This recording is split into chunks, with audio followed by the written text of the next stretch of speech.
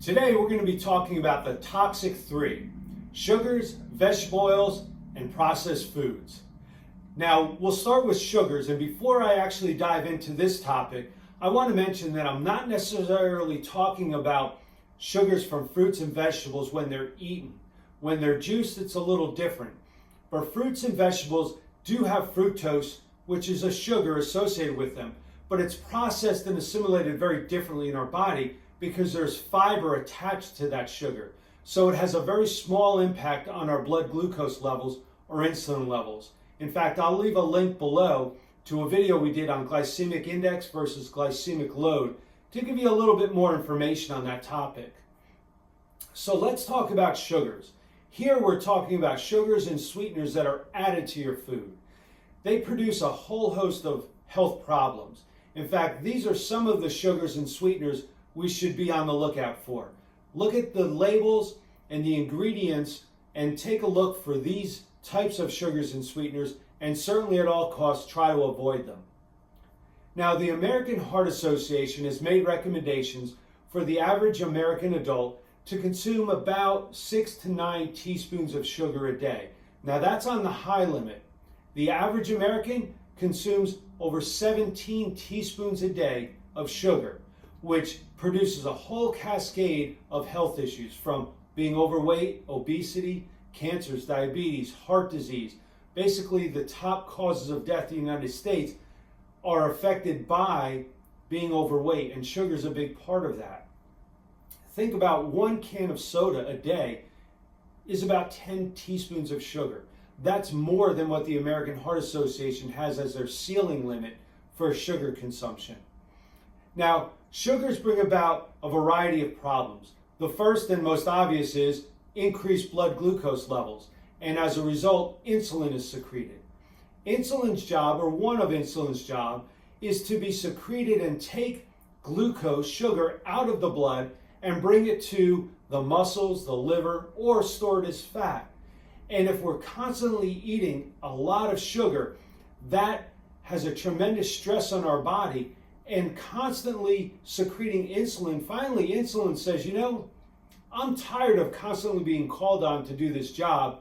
I don't want to listen anymore. So we get something called insulin resistance. This can lead to diabetes. So the overconsumption of sugar puts a lot of stress on our body just in the fact that insulin is constantly secreted. And the increase of insulin secretion is associated with, again, many chronic inflammatory conditions. Now, the second thing that overconsumption or continual consumption of sugar has an impact on our body is that it causes oxidative stress within the arteries. The epithelial lining of our arteries becomes inflamed, and that inflammation then calls for cholesterol to be secreted as part of the healing response, a natural healing response within our body. But if we're constantly eating sugar and constantly dumping sugar into our blood vessels, then we're constantly secreting more cholesterol. That can block or cause clogged arteries. It makes the arteries rigid and stiff. That doesn't help for constant healthy blood flow. So this inflammatory stress, this oxidative stress in the blood vessels is very unhealthy. Now, something else increased sugar and constant sugar consumption can cause is an increase of something called AGEs, AGE. Now, these are compounds that are naturally formed and seen in our body when protein and fat meet with sugar. Now normally our body can handle this and deal with AGEs properly, but it's the overconsumption of sugar and products that are high in AGEs, like meat, especially red meat, cottage cheese, cream cheese, margarine, mayonnaise, vegetable oils, processed fried foods, foods that are animal products that are heated and cooked at high temperatures, produce more AGEs. Now, AGEs produces a problem because it causes premature damage to cells, premature aging. This puts a tremendous stress on the body. Again, causes oxidative stress, which is a very unhealthy environment within our body.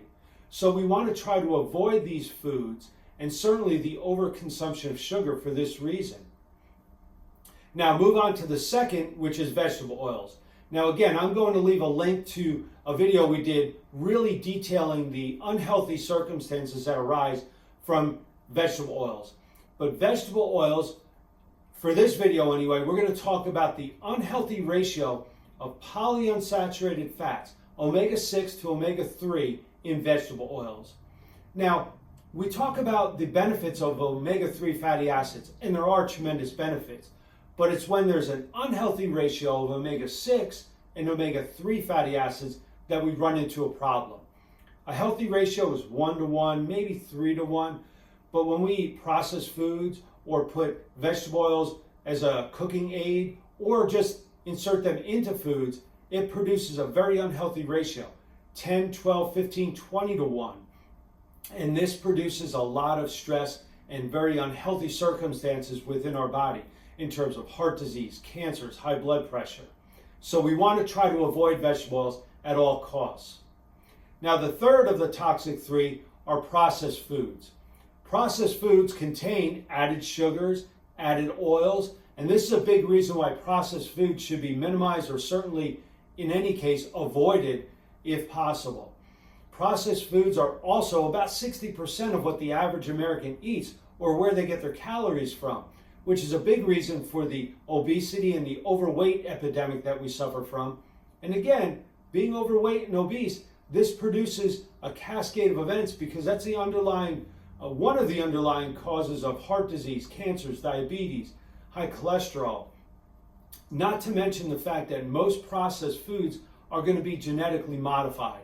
And we don't want to be having that in our diet because glyphosate, which is the active ingredient in Roundup, is not a healthy compound to be ingesting. So avoiding processed foods at all costs, or certainly minimizing them, is going to bring about better health for you and your family. So I hope this gives you a little insight into ways that you can improve your diet and ultimately your lifestyle. If you like this video, please like and share it with other people. You never know how it can impact others. And subscribe to our channel. We want to produce the best content for you to have a benefit for your health. I'm Dr. Albanese. Until we see you next time, have a great day and be well.